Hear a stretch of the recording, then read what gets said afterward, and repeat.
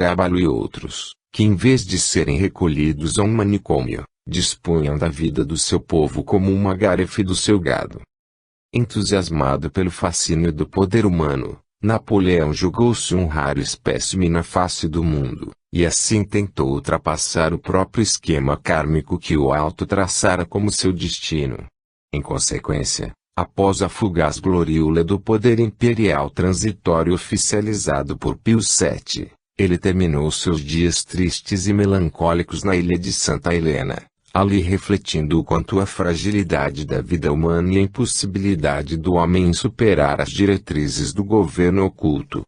Conseguiu destronar reis, vencer batalhas memoráveis, eleger-se imperador e dominar a Europa, mas, lastimavelmente, não pôde extinguir o cabotinismo, orgulho, a vaidade, presunção, a trabalhariedade, crueldade e a própria morte. Ignorava, portanto, que o verdadeiro gênio é criador e governa-se a si mesmo, pois o supremo guerreiro é aquele que vence as suas próprias paixões. Pergunta: e que dizeis das revoluções feitas pelos povos, quando pretendem eleger um novo governo, honesto e criterioso, para coibir a corrupção? Ramatiz: é óbvio que o vocábulo revolução já induz uma iniciativa violenta de mudança do regime dominante, a fim de atender às insatisfações políticas de um povo, nação, ou mesmo grupo de homens. Comprova-se, assim, o primarismo do homem terrícola na sua graduação espiritual, pois ele ainda não sabe resolver os seus problemas sociais, políticos, pátrios e morais, sem a violência que gera o clima de ódio, ciúme, competições e falsas glórias. As questões políticas, religiosas e sociais dividem o mesmo povo em diversas facções adversas, nutrindo uma guerra permanente, ante a preocupação de cada conjunto pretender impor a sua preferência e simpatia. Embora as revoluções glorifiquem os seus autores e os consagram no altar dos heróis, patriotas e salvadores do povo, em verdade, há sempre um jogo de interesses, em que os grupos dominados reagem contra os grupos dominantes.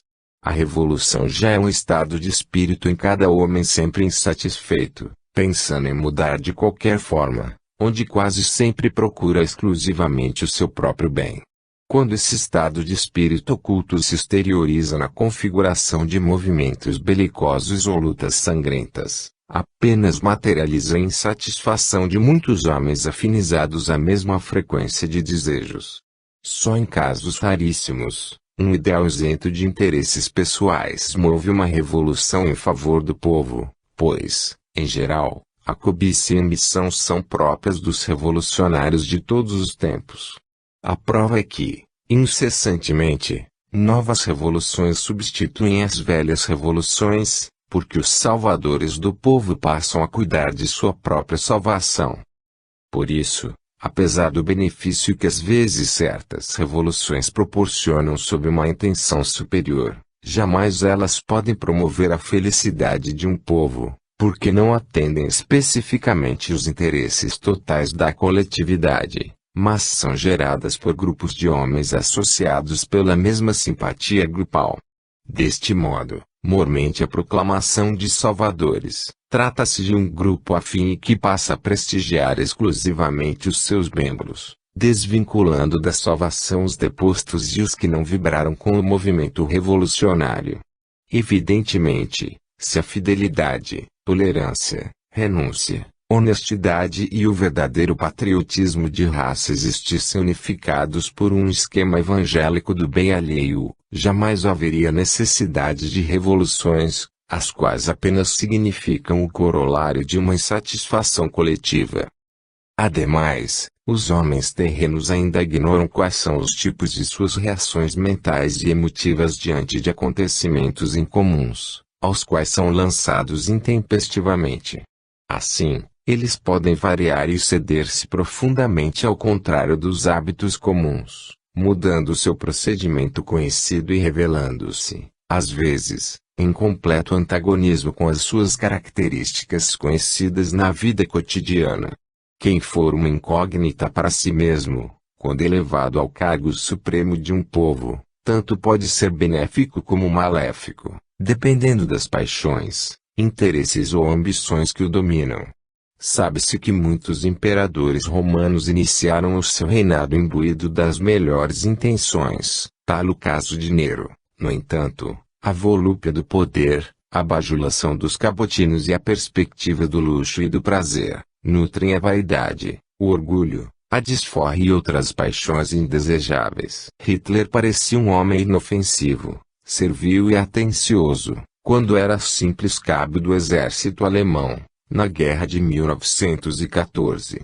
No entanto, fascinado pelo comando e poder governamental, foi um verdadeiro flagelo para o mesmo povo que o aqueceu nas suas intenções e pretensos ideais de felicidade humana.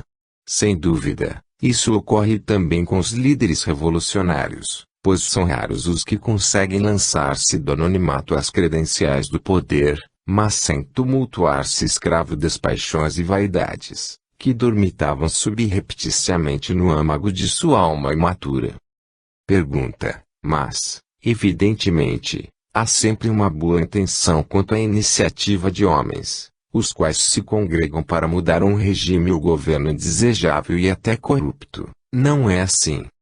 Ramatiz, na qualidade de espíritos desencanados, e interessados no comando superior do Cristo, não pretendemos analisar quanto à psicologia das revoluções, nem quanto às motivações políticas ou sociais que as promovem. Enquanto o homem não mudar visceral e interiormente, ele viverá em guerra com as suas próprias paixões e seus vícios escravizantes. Então não haverá paz e ventura na terra, seja qual for o tipo de doutrina ou sistema adotado para se governar o povo. A revolução é tão permanente na alma do homem terrícola que ele à tarde arrepende-se do que fez pela manhã, numa perfeita guerra consigo mesmo. Assim permanece a luta silenciosa ou ruidosa no seio da família, da vizinhança, nas ruas e nos estabelecimentos de trabalho, na diversão e até devoção. Os jornais comentam em manchetes berrantes: roubos, crimes, estupros, violências, assaltos, loucuras alcoólicas, viciações de entorpecentes, adultérios, prostituição, latrocínios e corrupção pública. Porventura, alguma revolução liderada por grupos de políticos ou patriotas aquecidos por paixões algo semelhantes poderá harmonizar e solucionar esse estado crítico e revolucionário inato no homem terreno? O advento do Cristo também foi uma revolução, pois de sua atuação sublime no mundo mudaram-se todas as formas de ação humana, onde o amor deve substituir o ódio, a humildade e orgulho, a renúncia à pilhagem, o bem ao mal, a paz à guerra. O Mestre Jesus não se endeusou sob a vaidade infantil dos distintivos e penduricalhos no peito perecível, nem liderou homens na gloriula do poder transitório, mas ele revolucionou o mundo lavando os pés dos apóstolos e sacrificando a sua vida pela felicidade da humanidade. Foi um revolucionário jamais igualado, porque ensinou o governo do espírito sobre as paixões e os vícios, em verdade, os piores inimigos do homem. Nas guerras ou revoluções do mundo, os militares ou civis marcham eufóricos pelas ruas em passeatas crivadas de símbolos, bandeiras, fanfarras e fuzis, quais salvadores liderados pelos seus cabeças, êmulos de dulces e furês, que depois transformam as suas pátrias em ruínas. Nota de Ramatiz: louvamos o vosso povo, cujas revoluções tendem cada vez mais para soluções tranquilas e sem derramamento de sangue. Só as nações superdesenvolvidas em espírito sabem resolver os seus problemas vitais e complexos políticos à distância da violência, trucidamento e desforras fratricidas. Daí o autoconfiar que o Brasil será o povo mais fraterno e espiritualista do mundo, à distância das guerras e revoltas homicidas, terra esperançosa, onde os próprios militares trocam o manual de guerra pelo Evangelho do Cristo, na sua participação às cruzadas militares espíritas e movimentos pacíficos de Umbanda. Fim da nota. Jesus, no entanto, era apenas o grande amigo, cujo séquito revolucionário era composto de viúvas, pescadores e homens pacíficos, que manuseavam as armas do amor para estabelecer a paz e a compaixão na alma. Através do silencioso comando da alma, Jesus instituiu a revolução do amor, do bem e da paz para toda a humanidade, independente de raças, credos, sistemas políticos ou entendimentos intelectivos. Enquanto isso, no mundo profano, o chefe revolucionário exige que sejam cumpridas as suas próprias preferências, simpatias e modo de julgar o mundo, isto é, o seu comportamento particular deve ser modelo de todos os seus comandados. Quando ele é visceralmente católico, como Franco Salazar, o clero amordaça e domina quaisquer movimentos espiritualistas liberais. Sendo ateu, há relativa liberdade de agirem os ateus, mas amordaça as doutrinas religiosas desprotegidas no regime inconstitucional, predispondo os quadros melodramáticos dos martírios. Se for um governo espírita, é possível que mande fechar as igrejas e os terreiros de Umbanda. Se for um governo fanatizado pela Umbanda, talvez feche todos os centros espíritas kardecistas.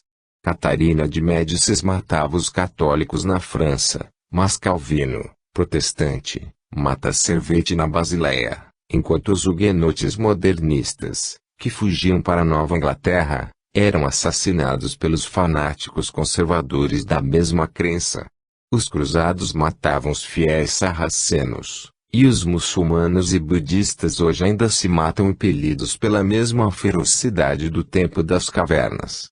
No entanto, qual é o fundamento específico da revolução trazida pelo inesquecível Jesus, senão o mandamento salvacionista do amo o próximo como a ti mesmo? E para os revolucionários nutridos pelo ódio, pela vingança e pelos assomos exagerados de salvação pátria, em geral, o Divino Mestre recomenda: aquele que perder a vida em meu nome, ganhá-la-á por toda a eternidade. Deste modo, embora se justifique o Instituto das Revoluções no mundo material terreno, na tentativa de corrigir a degeneração costumeira da administração pública ainda regida por homens imperfeitos, elas apenas fazem vibrar o coração dos novos patriotas, como panaceia salvacionista do povo, ante a esperança única pela mudança das coisas vigentes. O povo sente-se feliz no advento revolucionário, crente de que o novo regime há de ser melhor que o governo exonerado.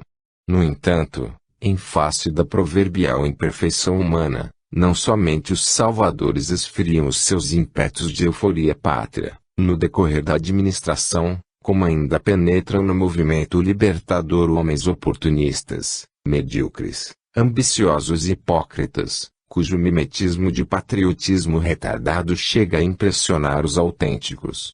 Daí o aforismo tão comum, de que a vassoura varre bem no primeiro dia. E, inexoravelmente, como é tão comum na face do orbe terráqueo, vão se deteriorando os fundamentos sadios traçados pelos revolucionários sinceros e impolutos, que logo se surpreendem enfrentando as mesmas enfermidades legislativas, sociais, morais e administrativas dos seus antecessores julgados incompetentes e inescrupulosos. Sem dúvida, isso tudo acontece porque o melhor governo revolucionário do mundo poderá modificar o conteúdo político de um povo, jamais o seu conteúdo espiritual, que requer outra espécie de revolução endógena, no seio da alma enferma. Pergunta: mas um governo inteligente, operoso e honesto não proporciona um ambiente favorável para melhor índice educativo, social e assistencial do seu povo? Ramatiz: não basta apenas proporcionar um ambiente favorável pelo advento tecnológico ou científico, para que o povo adquira a compreensão de si mesmo, pois até sábios, cientistas, técnicos e grandes cerebrações políticas e filosóficas do mundo têm se tornado assassinos ou corruptos. Evidentemente, eles tiveram todos os recursos para atingir o grau em comum que puderam manifestar sobre a maioria da humanidade, mas a sua mediocridade espiritual os levou a cometer crimes e atos tão condenáveis quanto as ações culposas de um carroceiro ou camponês iletrado. Deste modo, concluímos que o mais requintado ambiente técnico-científico e intelectual do mundo jamais proporcionará a educação espiritual que só é possível através de um código como o Evangelho do Cristo. Na era pré-histórica os homens matavam-se com tacapes de pau, depois destruíam-se à distância com torpedos de pedras lançadas por catapultas, mais tarde duelavam-se a espada e facões, em seguida, passaram a torrar hereges nas fogueiras da Inquisição, ou matando com arcabuzes nas sangrentas empreitadas das Cruzadas, na Ama, ou na noite de São Bartolomeu, na França.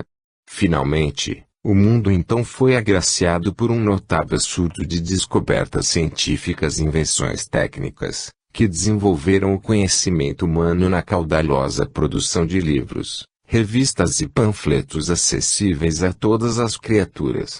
O primata hirsuto das cavernas transformou-se no cidadão barbeado e vestido de casimira, num gênio criador de computadores, submarinos atômicos, foguetes teleguiados, satélites artificiais e espaçonaves a pousar na Lua, além de dispor de fabulosa força extraída da intimidade atômica.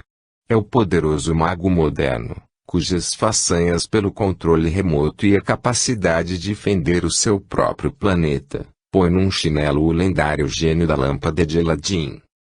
Sem dúvida, isso seria bastante para melhorar o índice educativo, moral, social, assistencial e o amparo do povo. No entanto, o terrícola apenas refinou a sua arte de matar, provando, mais uma vez, que toda a realização sem a égide do Evangelho do Cristo é infrutífera, criticável. É de senso comum que são os governos inteligentes e dinâmicos que favorecem o clima para a ciência e a técnica proporcionarem o máximo de conforto e requinte à humanidade terrena. Enquanto o rádio coloca o homem em contato com todas as latitudes geográficas do orbe, a televisão fornece-lhe imagem instantânea dos povos mais distantes. A mulher moderna libera-se das injunções humilhantes do trabalho forçado no lar, pois hoje dispõe do liquidificador que substitui a anacrônica batedeira muscular. O fogão elétrico ou a gás extinguiu a função de foguista doméstica. A enceradeira opera servilmente aliviando o pesado trabalho da limpeza do assoalho.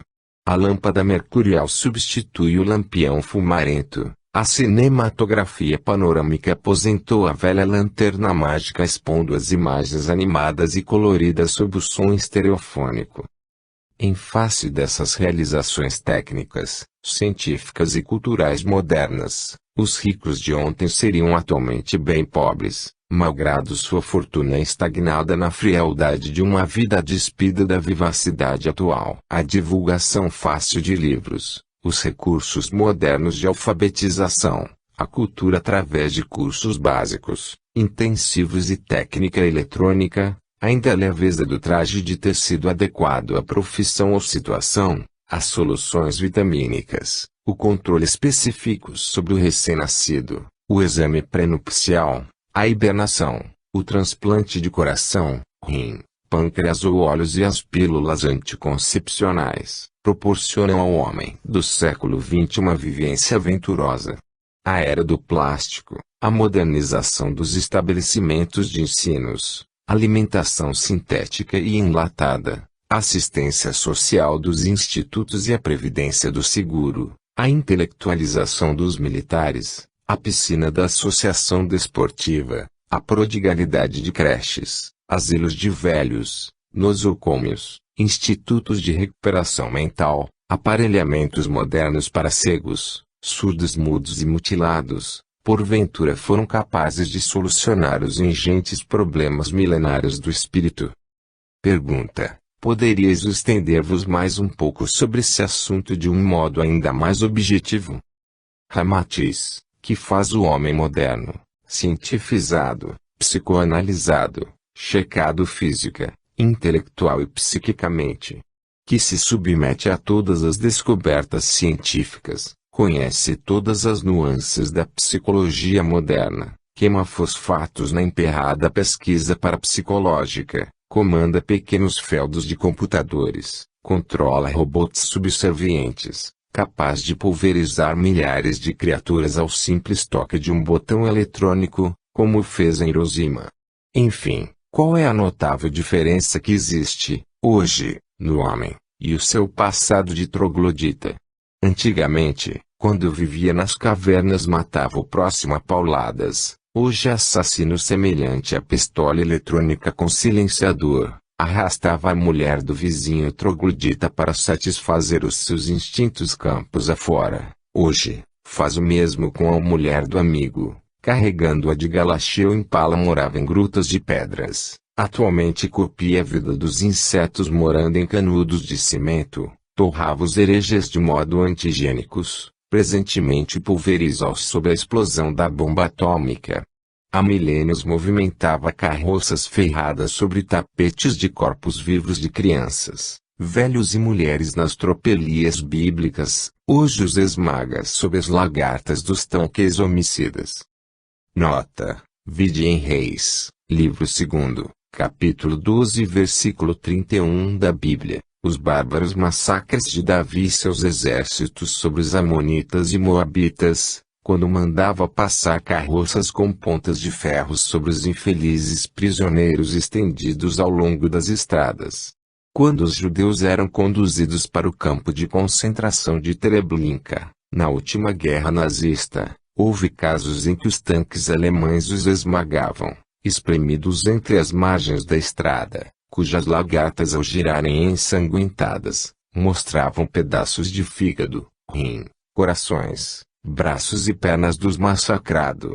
Vide a obra sobre Treblinka. Fim da nota.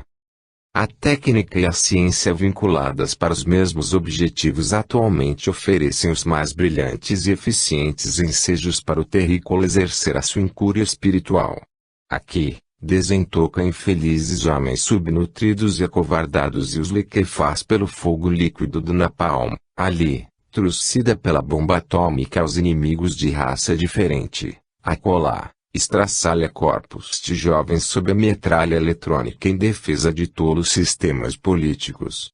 Em tempos idos, o ser humano viajava algumas semanas, a cavalo, para enterrar o punhal na barriga do adversário. Hoje, graças ao avião a jato supersônico, ele pode fazer o seu desejum em Nova York, almoçar em Lisboa e matar o desafeto em Paris, à hora da ceia. Inegavelmente, houve significativa evolução da humanidade, com seus métodos modernos e aperfeiçoados para matar, quando se pode liquidar em poucos minutos milhares de criaturas, que antes exigiriam fatigantes meses e anos de batalhas ininterruptas. É por isso que certo escritor jovial, brasileiro, num feliz momento de humorismo, descreveu o homem moderno como um macaco que frequenta o barbeiro. Apesar de tantas realizações louváveis e surpreendentes, a humanidade terrícola ainda é incapaz de ser feliz, pois enfrenta os mesmos problemas de ordem espiritual de antanho.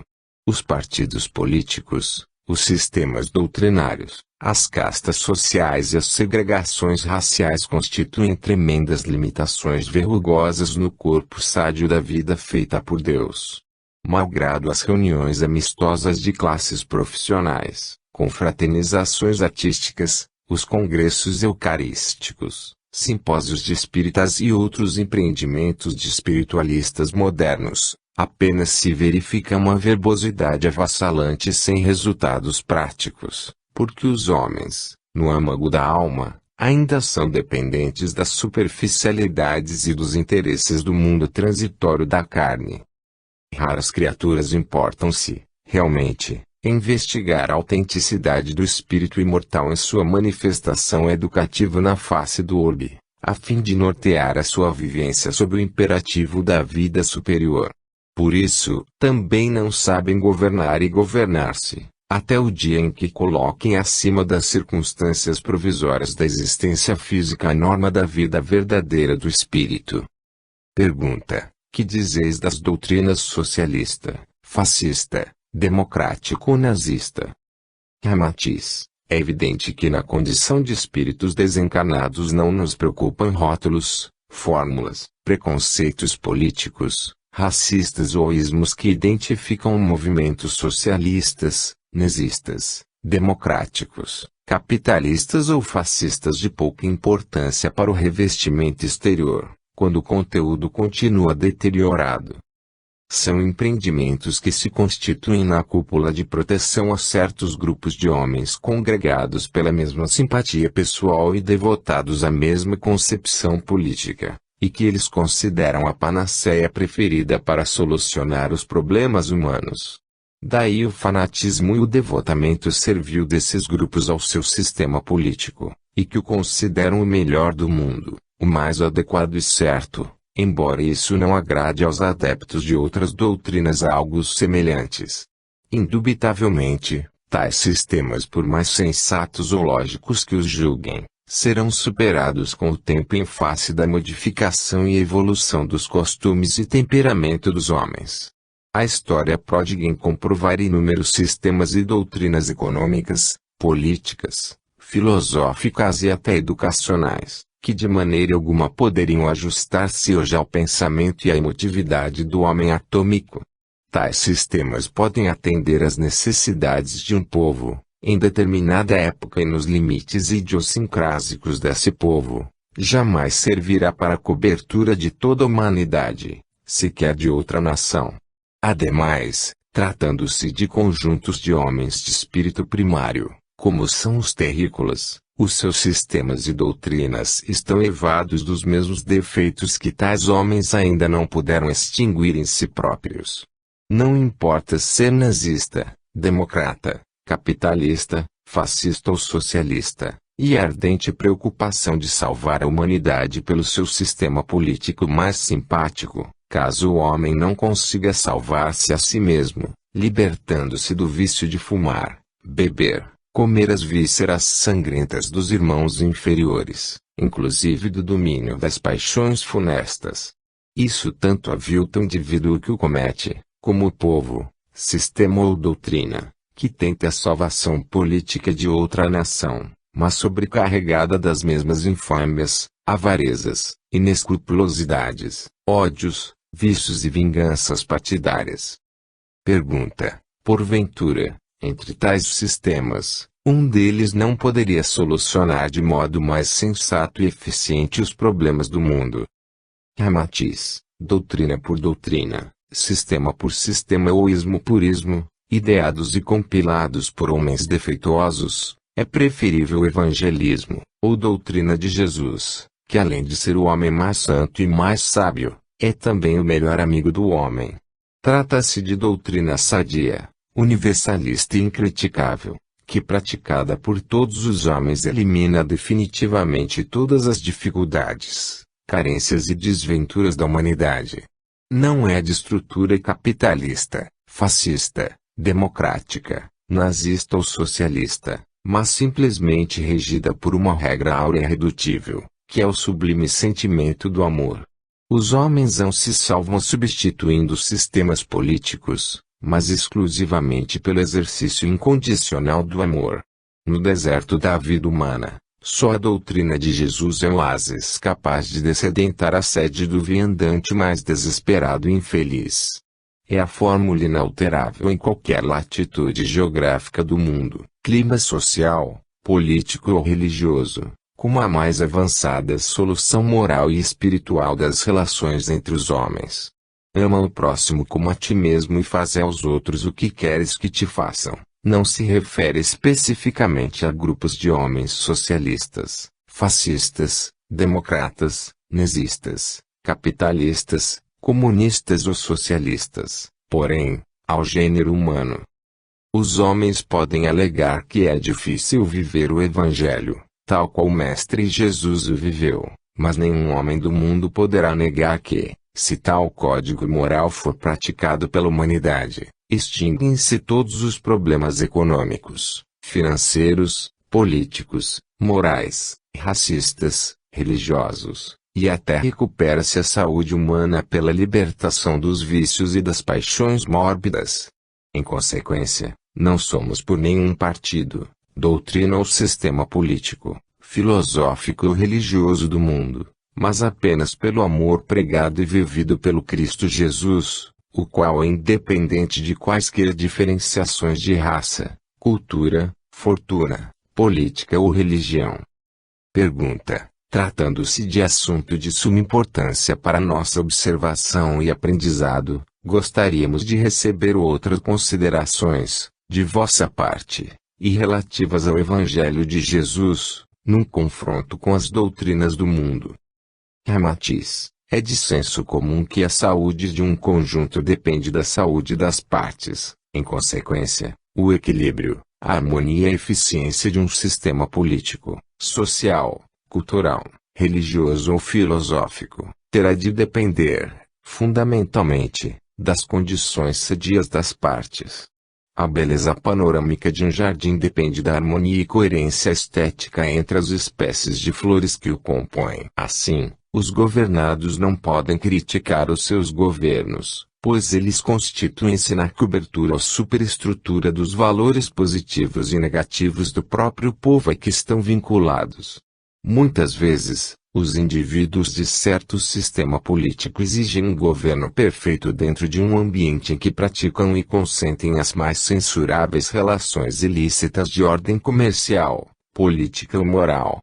Agiotas, proxenetas, ladravazes, homossexuais, mistificadores, hipócritas, prostitutas, avarentos, falsários, sonegadores, imorais, fanáticos, subversivos, homicidas, alcoólatras e outros viciados não se pejam de censurar e arrasar o governo a que deram o seu voto, exigindo um homem iluminado no seio da própria abominação. Há quem critica a administração pública junto à mesa regada a álcool dos ambientes prostituídos. Aqui, o negociante acusa severamente a inescrupulosidade do governo, enquanto rouba furtivamente no peso da mercadoria comprada pelo freguês. Ali, o cidadão se enfurece exigindo mais assistência pública, enquanto sonega o fisco e o imposto de renda. Acolá, comenta-se a negociata dos representantes do governo, ouvindo-se o rádio adquirido de contrabando. Então exige-se dos responsáveis administrativos o máximo de perfeição, enquanto, subrepticiamente, praticam-se atividades ilícitas e censuráveis pela moral comum. Evidentemente, pouco importa a natureza dos sistemas políticos e doutrinários do mundo que eles governam, sejam fascistas, democratas, capitalistas, nazistas, comunistas ou socialistas, caso os homens que os compõem ainda são ineptos, imorais, desonestos, agiotas, fanáticos, racistas, viciados e maldosos. Assim como o vinho azedo não se modifica para melhor qualidade pela simples troca de rótulo, o mundo jamais logrará o seu equilíbrio mudando de sistemas políticos, ou etiquetas salvacionistas que não melhoram o conteúdo humano. Daí a ascendência do sistema evangélico, fruto de uma vivência da maior fidelidade ao gênero humano, o qual é o denominador comum de um estado de espírito superior, como é o amor, acima de qualquer interesse político ou doutrinário. Pergunta: mas um governo de homens honestos e criteriosos também proporciona um clima estimulante para a dignidade humana, não é assim? Ramatiz: a humanidade é um todo que se move lentamente em ciclos, caminhando em direção a um objetivo superior à felicidade espiritual. Esses ciclos se renovam e retornam à proximidade da fase inferior já ultrapassada anteriormente, decorrendo os períodos de exaltação e períodos de humilhação espiritual. Lembra a onda do mar? Quanto mais alta se ergue, mais fundo depois ela cava. É uma espécie de maré espiritual, cujo ritmo exige as fases positivas das atividades no trato da matéria e as fases negativas da reflexão sobre o que foi sucedido. Examinando-se a história da humanidade terrícola, verifica-se que ela tem vivido períodos sombrios, quando naufraga na crista das ondas do vício, do deboche, da paixão dessegrada, do amordaçamento de consciências, e os períodos felizes do renascimento tranquilo e criador do oceano calmo, onde se exalta o amor, a arte, a poesia e a beleza entre os homens. A Idade Média foi um período sombrio, enquanto a Renascença deixou um rastro de luz. Todos os povos e nações são agraciados, periodicamente, por ensejos de renovação moral e de reajuste econômico, num aproveitamento letivo que lhes apressa a marcha espiritual. Daí comprovarmos que os piores males do mundo também são entremeados de bens salutares. Mesmo em Roma, na série de imperadores orgíacos, debochados, cruéis e cretinos, como Nero, Calígula, Tibério, Caracalla, Heliogábalo Comodo, houve entreatos louváveis sob o comando de homens sóbrios, frugais, probos e inteligentes, como Vespasiano, Marco Aurélio e outros. Mas a dignidade pública não é fruto da substituição de homens, porém da renovação de cidadãos acima das paixões violentas, das ambições desmedidas, criaturas que se elegem pela sua vivência de longo tempo numa conduta espiritual superior. No mesmo caldo de cultura, onde se alimentam os homens que constituem o todo de uma nação, também se geram os seus governantes com atributos favoráveis ou desfavoráveis inerentes ao ambiente. Pergunta: porventura já estaria prevista pelos mentores da Terra a ação nefasta de um Hitler, que, após galgar o poder absoluto, levou a Alemanha e o mundo a uma hecatombe guerreira? Ramatiz: em verdade, nada sucede na face do planeta sem que o governo oculto do mundo saiba ou já não tenha previsto, dentro do velho provérbio de que não cai um fio de cabelo da cabeça do homem sem que Deus não saiba. Ademais, os povos elegem para seu governo o patrono homem capaz de materializar-lhes os caprichos, ideais, as ambições e a própria moral. Adolf Hitler, por exemplo, não foi um flagelo acidental e injusto, mas ele corporificou, na época, o desejo coletivo ou estado de espírito manifesto e latente nos próprios alemães. Ele apenas materializou numa ação coletiva belicosa as próprias tendências do povo que o havia eleito para o cargo supremo. Interesses recíprocos e empreitadas particulares aqueceram-lhe o crescimento ditatorial, numa espécie de acomodação silenciosa e tácita e por voluntária omissão. Caso o povo alemão não tivesse manifestado essa índole, vibrado psiquicamente com as ideias perigosas e megalomaníacas de Hitler, evidentemente o teria afastado do poder no início de sua campanha, como um indivíduo insensato e perigoso. Então ele foi o catalisador psicológico e temperamental dos súditos alemães, progredindo no terreno fértil dos desejos beligerantes e ambiciosos da própria nação. Em qualquer outro planeta, um grau espiritual acima da Terra, Adolf Hitler e seus asseclas seriam recolhidos imediatamente a um hospital para tratamento mental.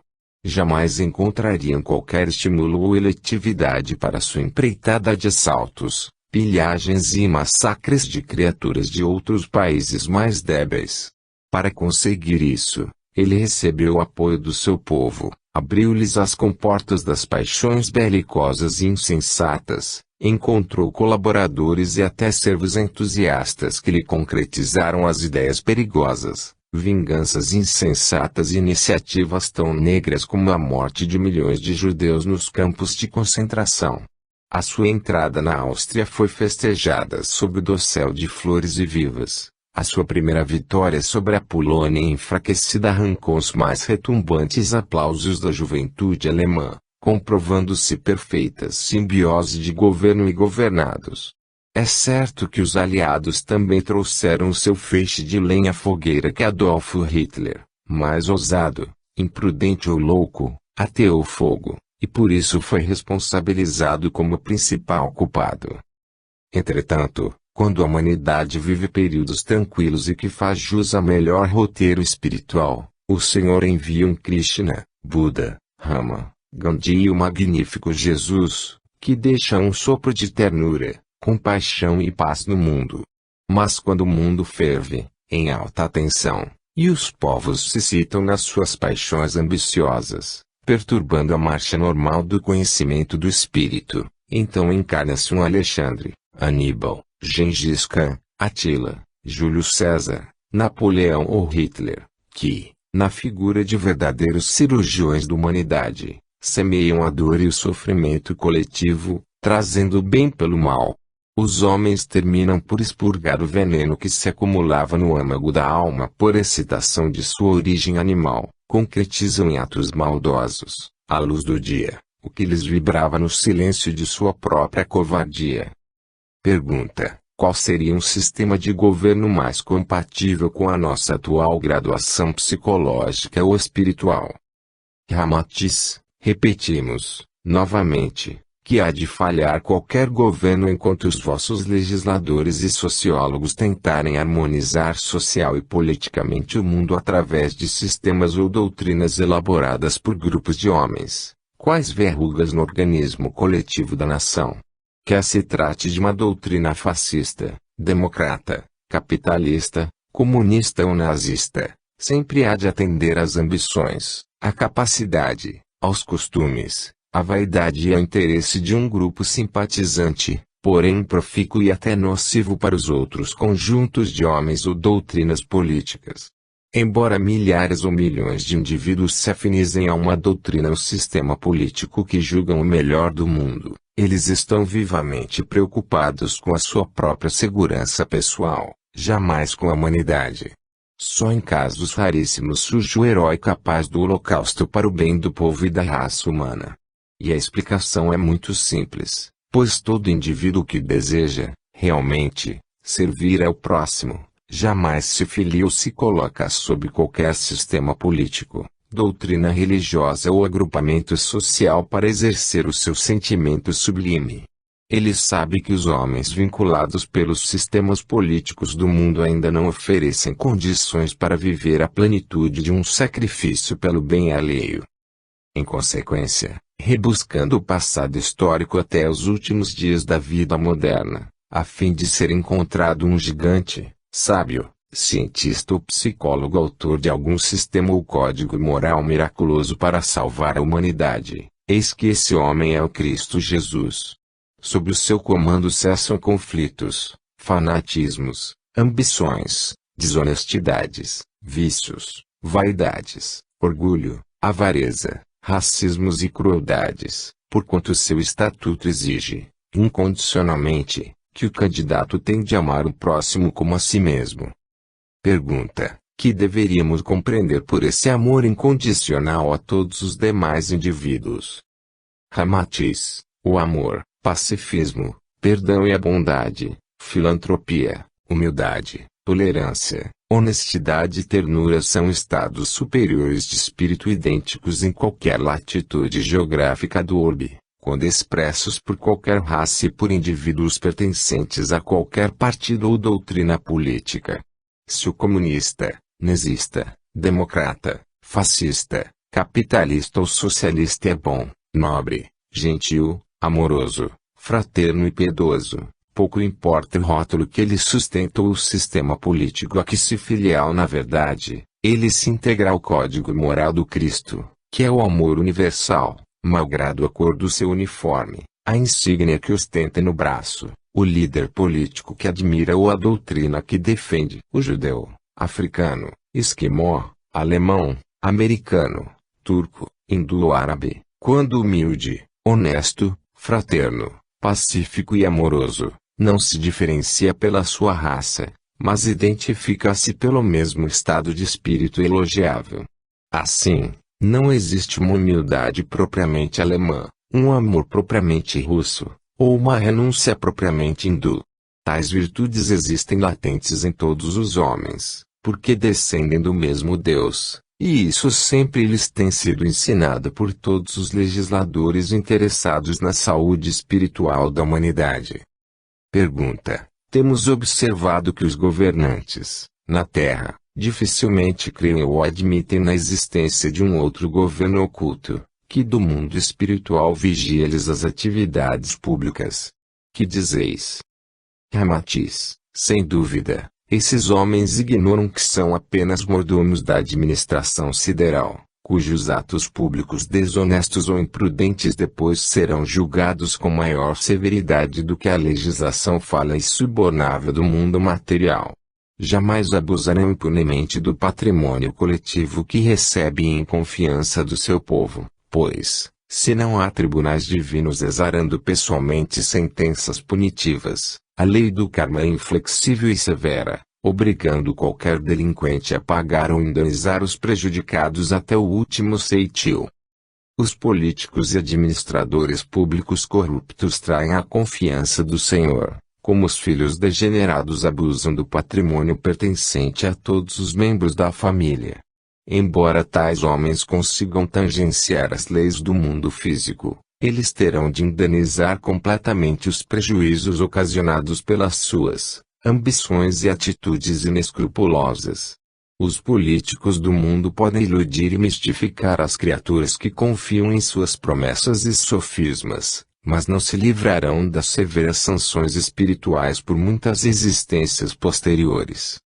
Quem aceita ou busca a responsabilidade de gerir e administrar bens e valores da coletividade humana, que o faça de modo digno e criterioso, se não há de consumir alguns séculos na infeliz condição de calceta espiritual, cuja pena só termina com a devolução integral de todos os bens surripiados.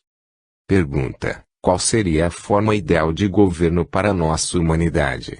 Ramatiz: considerando-se que o cérebro humano é um conjunto diretor, composto de centros coordenadores de diversas atividades, funções e necessidades do corpo carnal, sob uma só vontade uníssona no controle de todas as funções orgânicas, o governo mais proveitoso e sádio para o organismo da humanidade seria algo assim semelhante.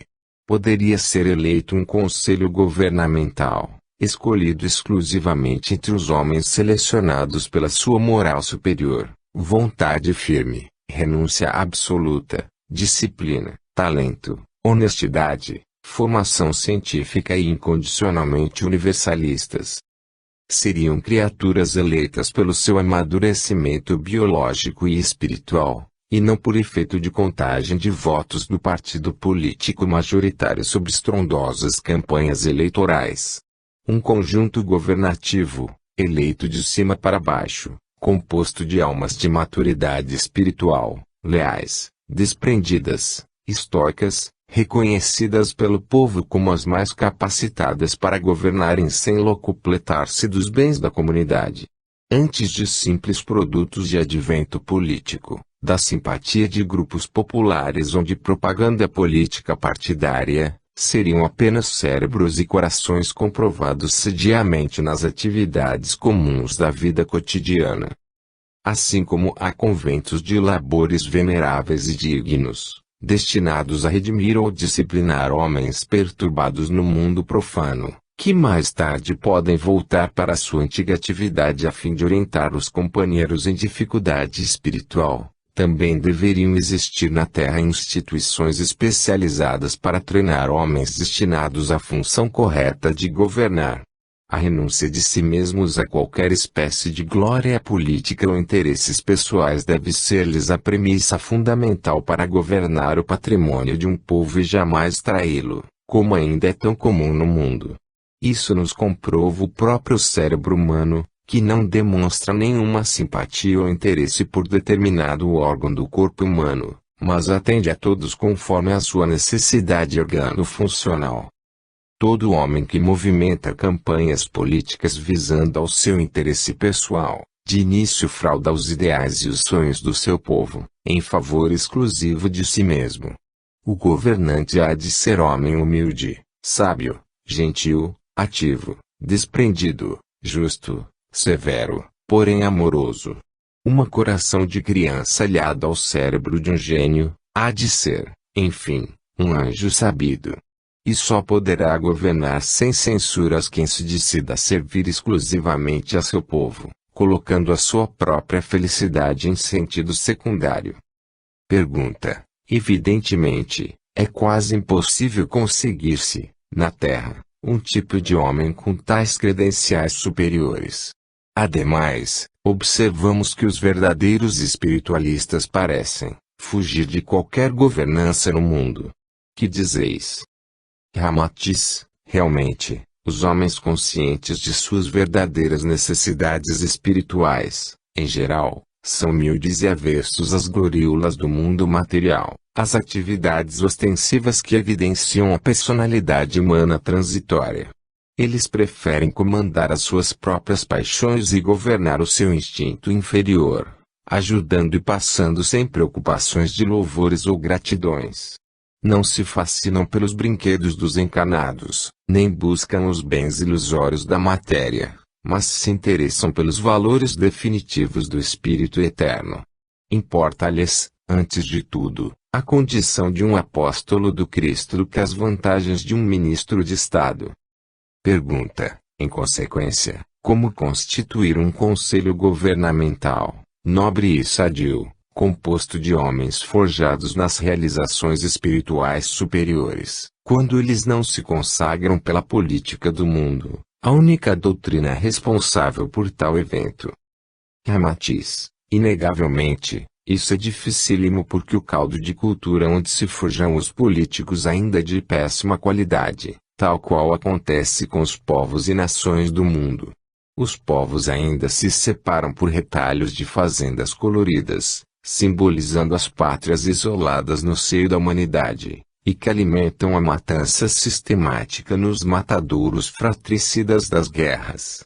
O racismo, as diferenças de sistemas políticos e os interesses ambiciosos da especulação egotista insuflam o ódio nos dirigentes e eles se turbam movidos e estimulados por desforras, que cegam a verdadeira finalidade do espírito encarnado.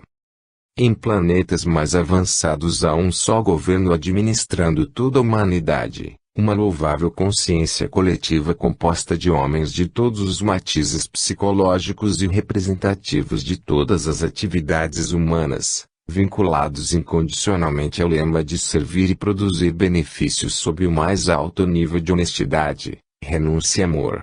São poetas, filósofos, médicos, engenheiros, professores, sacerdotes, militares, escritores, industriais, compositores, comerciantes, pintores e até operários, cujo grau de maturidade espiritual garante a harmonia e o perfeito entendimento governativo. De princípio, é uma consciência coletiva adversa à violência, capaz de ajustar todas as peças componentes do conjunto num só ritmo de ação progressista, assim como o cérebro é a cúpula protetora de todas as necessidades biológicas do organismo humano. Os departamentos de arte, ciência, educação, filosofia, magistratura, medicina, trabalho, religião e finanças então se constituem e funcionam sob uma vontade uníssona e equilibrada, tal qual o fígado, o estômago, o pâncreas ou rins são administrados por um cérebro sádio. O poder que vem dos homens eleitos por suas virtudes superiores distingue-se frontalmente do comando dos homens astuciosos, egoístas e hipócritas, que saem da turba e são consagrados pelas campanhas políticas mercenárias, visando exclusivamente as ambições do partido vencedor. O governo ideal então seria formado por um conjunto de homens espiritualmente amadurecidos, em vez de religiosos ou políticos ainda ávidos dos tesouros do mundo transitório da carne. Pergunta: o que teríamos de fazer a fim de merecermos um governo superior no comando das instituições políticas e administrativas do nosso mundo? Ramatiz: é evidente que os gangsters são governados por outros gangsters mais poderosos. Os negros africanos obedecem a outros chefes negros mais espertos. O povo romano orgíaco, inescrupuloso e rapinante, também era liderado por imperadores imorais do mesmo estofo, como Nero, Calígula, Cômodo, Tibério, Domiciano, Cláudio, Heliogábalo. Em consequência, só um povo evangelizado também há de merecer um governo superior e angélico, uma vez que os administradores públicos constituem-se no vértice da pirâmide dos próprios governados. Porventura, Francisco de Assis, justo, humilde e puro, deveria governar uma nação belicosa, cruel e afeita à pilhagem como era Roma, na época dos imperadores degenerados. Jamais um coração terno e um cérebro angélico poderiam liderar a carnificina dos circos romanos, o vigarismo, a avareza, o mercado corrupto e o negócio da prostituição, que era financiado pelos próprios administradores de Roma. Homem piedoso, magnânimo, honesto, cândido, terno e puro. Francisco de Assis seria apenas um joguete nas mãos de indivíduos astuciosos, mercenários, hipócritas e cruéis.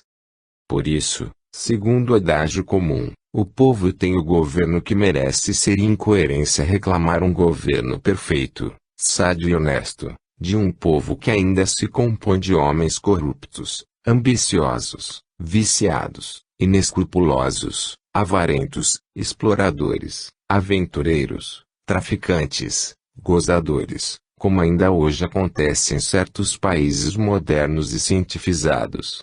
Mas, como já dissemos, há negociantes industriais, por exemplo, que reclamam contra o poder governamental e o consideram corrupto ou explorador, enquanto misturam água no leite, batata no queijo, vaselina na manteiga, chuchu na goiabada, vendem carne e peixe podres, arriscando a vida do próximo. Alguns falsificam medicamentos, introduzem corantes nas melancias, pintam as laranjas, simulando amadurecimento, ou apuram o desenvolvimento das uvas com drogas químicas nocivas. Outros enriquecem financiando a prostituição das moças ingênuas e desamparadas, habituam os escolares ao vício de entorpecentes, usam recursos artificiais no massacre dos cavalos velhos e enfermos para enlatar o presunto da moda. Há profissionais que mantêm a indústria da cirurgia ou do câncer, especulando desenfreadamente com a dor alheia. Em consequência, os terrícolas têm exatamente os governos que merecem, os quais refletem-lhes as próprias idiosincrasias e falsidades. No entanto, mercê da condescendência divina, quantas vezes homens de talento, progressistas, magnânimos, sensatos e probos, também têm governado no vosso mundo, numa verdadeira doação de graças prematuras.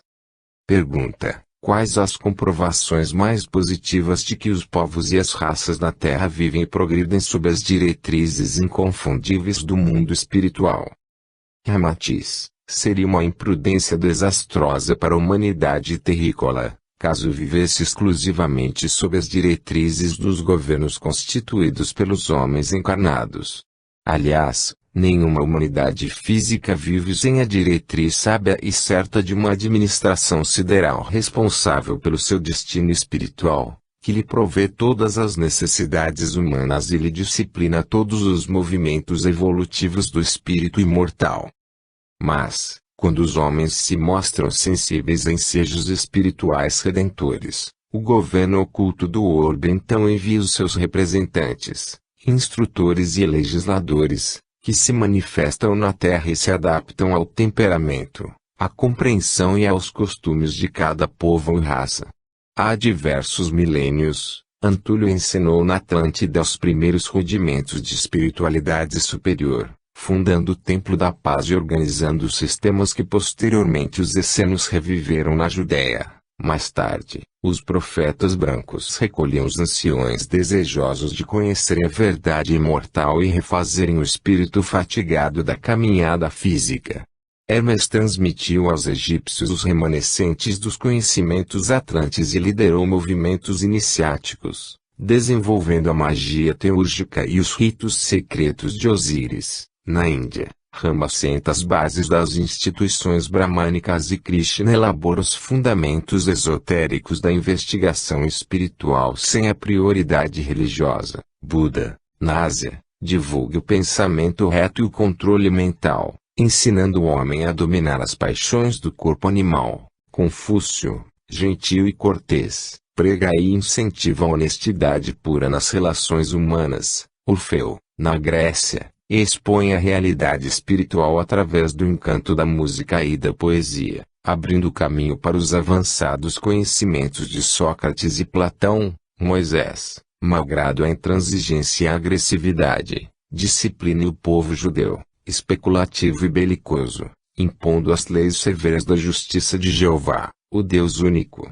Finalmente, outros instrutores de menor porte, mas também inspirados nos programas de sublime espiritualidade surgem, posteriormente deixando o seu rastro de luz em favor do terrícola, como Blavatsky, Annie Besant e Iliad Beater, liderando a teosofia, Max Zandel ativando o rosacrucianismo, Pappus e Elipas Levi tateando através dos meandros da magia prática e buscando os mistérios ocultos do véu de Ísis. Finalmente,